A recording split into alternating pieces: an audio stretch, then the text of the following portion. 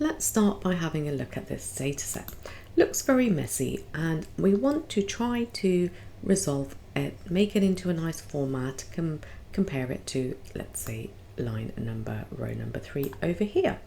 So there are a number of ways that we could do this. We can Ctrl C, or you come up here and you press copy. And then you select the other areas right here. As you can see, the date is not in the correct format. There's a number here.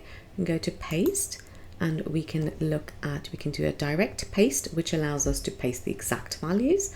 Then you have a no borders, formulas, but we are going to go into paste special just to have a look at the options right here. And what we are looking for is the formats function right here. So this is just going to copy the same format across the other rows. Let's press OK and see what happens there. There you go. We have the format that you can have when it's with row number 3. Let's Ctrl Z just to go back. Let's say, so we're back to the original. Now another way to do this is to highlight this, press Format Painter. So this simply just copies the format and you can just paste it like a little paintbrush, and that also gives you a quick shortcut on how to do that. Now say that you want to copy this data, so let's highlight Ctrl C and we want to paste it over here. Now once again, because of the default sizing in Excel, you are left with cells that are not fitting inside.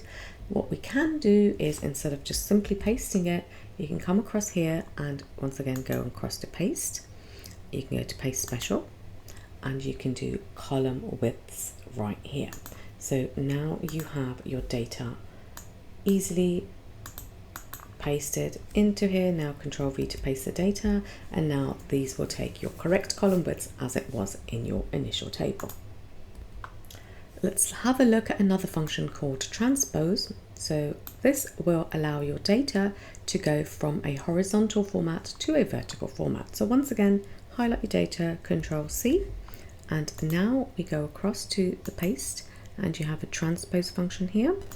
And as you can see, you have your data now transposed into a different format right here. Just highlight, double click. You can see that it's not formatted correctly. You can then change the formatting as you want, but you get the point. Let's finally have a look at a quick number formatting. Now here we have a formula which is 12 times 10, and that allows us to have 120. Now as you can see, the box has a certain format. So let's do Ctrl C, and we are going to simply press Ctrl V, which will give you exactly the formula that's copied over from the top, as well as the actual formatting of the box. So now this allows us to have the same formula in this box, but as there are no numbers, nothing is going to come up.